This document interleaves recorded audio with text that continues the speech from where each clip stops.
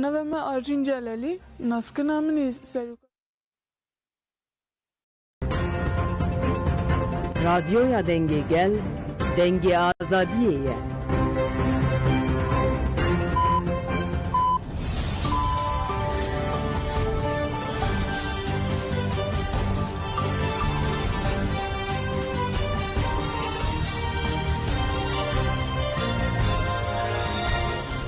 Şinavenda Nuçiyana Radyoyu Denge Gel'den başkodarın heja iru çarde hecot me 2024 düşemli Brüksel saat nehle amedede. Emen Nuçiyen serisi ve peşkeş bikin demdem azadiye reber apoye.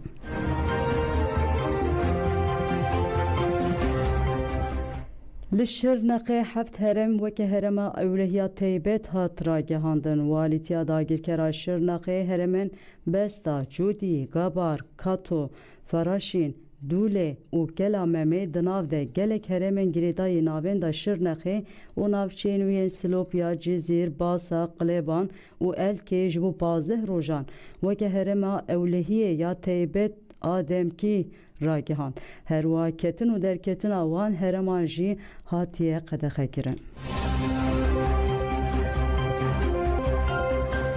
میتینگ آزادی هر چو بو قادا برخودانه گل کرد لامده جبو خودی درکتن آل ایراده و ریبر خو جبو شکاندنا پرگالا قرکرن و işkence ره خویا برخودانه لهر قاده نشاندا bu peşenktiya platforma saziyen demokratik jibu miting azadiye ya bu daxwaz azadiya fiziki reberapo laamede lehev kom bibin hate pekanin gel juan reha merdin İstanbul Edene Mersin Ahmet u hemu bajarên Kurdistanê birêket û berê xwe dan Amedê li hemberî astengiyên li ser riyan jî gel li ber xwe da û çalakiya rûniştinê kirin li Amedê polîsan bi bihaneya biryara qedexeya walîtiyê hemû kolan girtin û astengî derxistin pêşiya gel girseyên gel Pêça xwe nedan polîsan û ji sê baskan ve bi duruşmayan xwe gihandin qada mîtingê hevseruka giştiya DPP Çiğdem Kılıçkun Uçar birayê rêber Apo Mehmet Öcalan hevserukê giştê Dem Partî Tuncer Bakırhan Parêzerên Büroya Hukuka Yaset Salê parlamenter rêveberên saziyên sivîl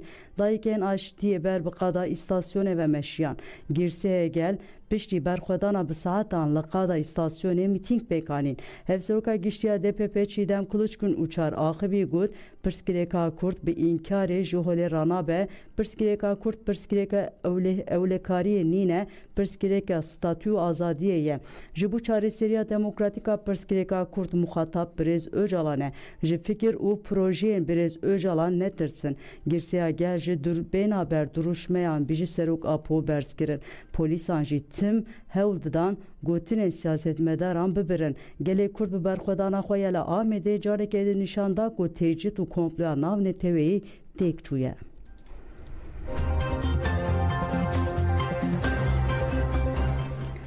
Ciwan bi daxwaza ji Abdullah Öcalan re azadî meşiyan ciwanan li navçeya Rêzana Amedê bi daxwaza rakirina pergala îşkence û qirkinê ya li ser rêber Apo û azadiya wî û çareseriya demokratîka pirsgirêka Kurd meş li darxistin ciwanan duruşmên bênaber bijî serok Apo bi can bixwînin bi terene ê serok bê serok jiyan nabe ciwan fedayên rêber Apo ne nirxê me canê me Apoyê serokê me silav silav ji îmraliyê re hezar silav dîsa serhildan serokê me Öcalan berskirin ciwanên ku di nava kolanên taxê demekî dirêj meşa xwe domandin meş bi çepik û telîliyan bidawî bû.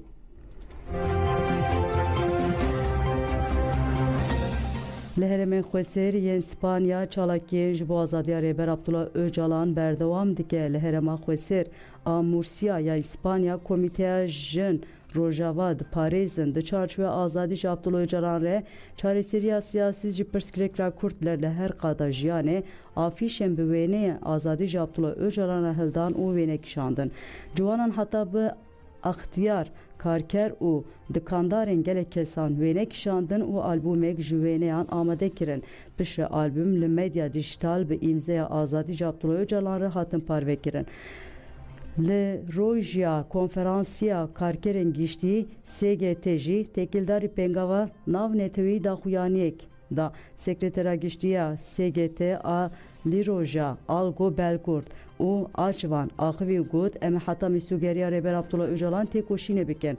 Azadî Abdullah Öcalan tê wateya çareseriyek aştiyane û wekev apolîtîk. Rêxistina ciwanan a Katalanya aranjî bi çalakiyeke helwesta saziyê nav netewî şermezar kir û bank li saziyê nav netewî kir ku li dijî têcdê dengê xwe bilind bikin. Rêxistina ciwanan aran NATO li İspanya û Fransa û dewletên ku li hemberî têcda li ser Rêberapo û êrişên li ser gelê Kurd peydengên şermezar kirin û daxwaza azadiya Rêberapo kirin.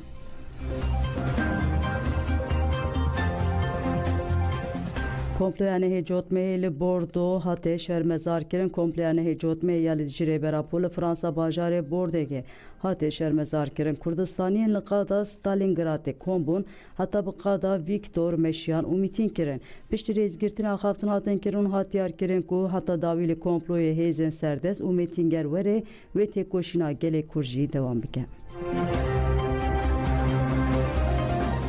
Ji Gerlanyê ji astarê Arjîn Celalî ya Rûşhilatî têkildarî komployane hêcotmehê axivî Arjîn Celalî diyar kir ku komplo di şexsê Rêberapo de li dijî jinan hatiye kirin û got eger li cihêke jin kole be civak jî kole ye.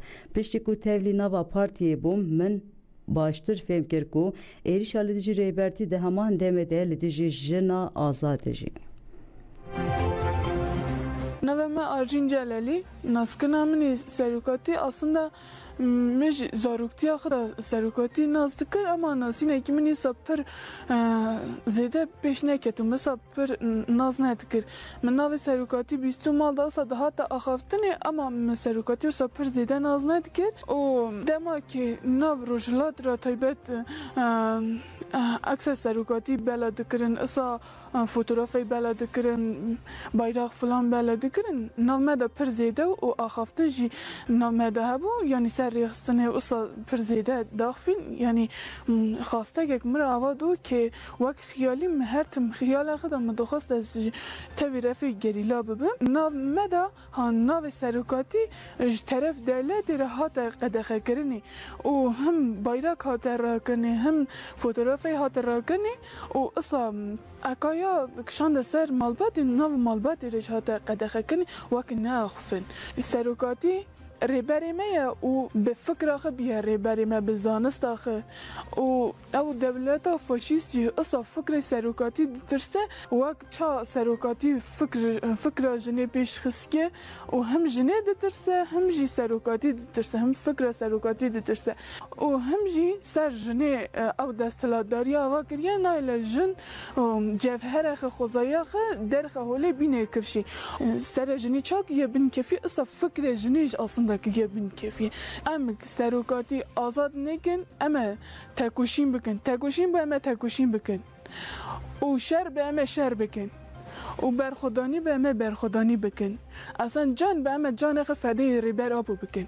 Heta nîjmetî em berxwedanî bikin. Li Dortmundê şehîd hatin bîranên li Almanya bajarê Dortmundê bi beşdariya girseyê qerabalık şehîdên meha cotmeyê bi merasîmekê hate bîranên. Di axaftinan de şehîdên meha cotmeyê ku piraniya wan jinin hatin bîranîn û balkişan ser rol û giringiya tevgera jinên azad ya di têkoşîna azadiyê de piştî axaftinan nirxandinên Rêberapo hate guhdarî kirin.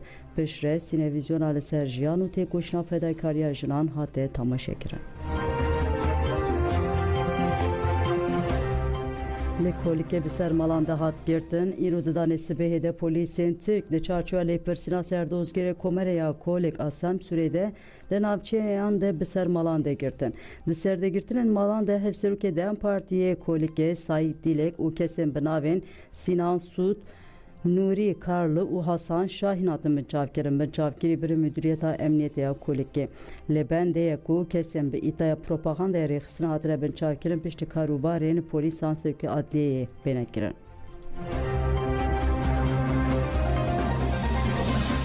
Li Şirnexê mirina biguman a jineke bijîşka pispor a rehabilitasyon û tedawiyê ya fîzîkî Ayşe Şimşek ku hate diyarkirin beriya 5 mehan tayînê nexweşxaneya Şirnexê hatibû kirin li mala xwe baweke biguman mirî hat dîtin.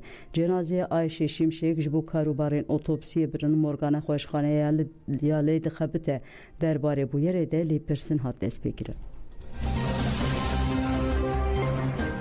لهاتی خانیه ده ارتهجه ده خسار گهشت بویه هلوشیا دو کس جیان خوش دستا لطاقه کوزوجلو یا ناوچه 4 یول آهاتای شانشین خانیه دو قطگو در ارتهجه 6 سبات 2023 ده خسار گهشت بویه هلوشیا لسر اخبارات من تندرستی آگیر کجی پولیسان سوکی ور هاتن کرن تیمان جبو کو ایلیاس چارداک 67 سالی و گروی ümit چارداک 37 سالی کو دبن کاولی دمابون خباتان دست بکرن تیمان پشتی دمکه کور جنازه باو و کور درخستن جنازه برن مورگان خوشخانه یا 4 یوله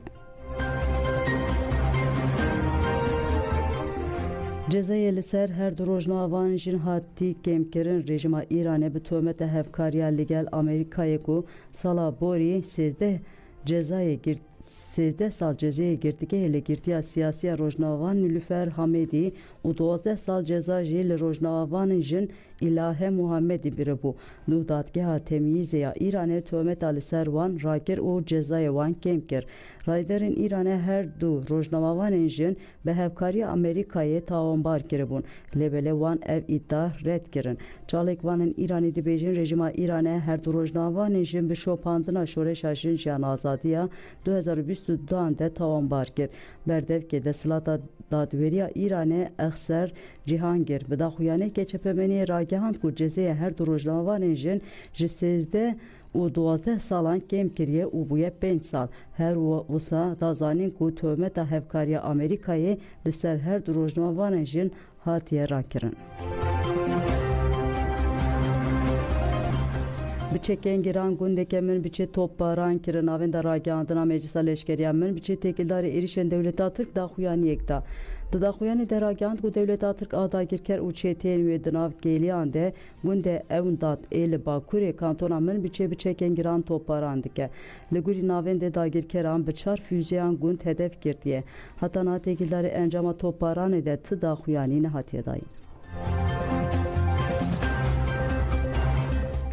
Xwebûn bi manşeta Kurdistan Kerdo Ranistan derket rojnamaya xwebûnê divê hejmara xwe ya 252 de bi kirmanşkî manşeta Kurdistan Kerdo Ranistan balkişan ser lîstikên PDK'yên beriya hilbijartina bîstê cotmehê.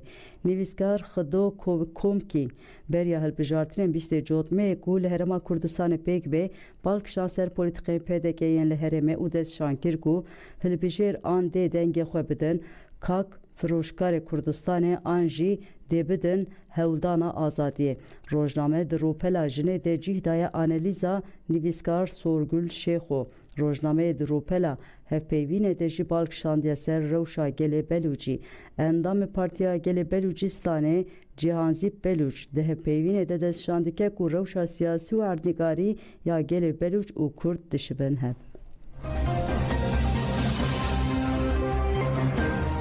Li nêzî Heyfayê teqînek rûda bi dehan İsraîlî birîndar bûn. Dezgehê ragihandinê İsraîlê diyar kir ku di encama teqînê de balafireke bê mirov li nêzî Benjamin ya nêzî Heyfayê bi dehan welatiyên İsraîlê birîndar bûne. Hat gotin ku balafir di odeya xwarinê ya barêgeha Lîwa Golanê ya Eka de hatiye teqandin. Kanala Sezdana İsrailê ragihand ku di encama teqînê de herî kêm 40 kes birîndar bûne. Rêveberiya giştiya Stêrka Sor ya Dawîn Elben ji malpêra Yedûk Ahrabûn re axivî got di êrişê de 20 kes birîndar bûne. Rewşa 5 birîndaran jî giran e. Radyoya Artêşa İsraîlê jî çavkaneke leşkerî nîşan da û ragihand ku pergala parastinê ya hewayî ya artêşa nikar bû pêşiya balafira bê mirov bigire. Belê godanên Jemen û çend serî ve pêşkêşkirin ana xatirê we dem baş.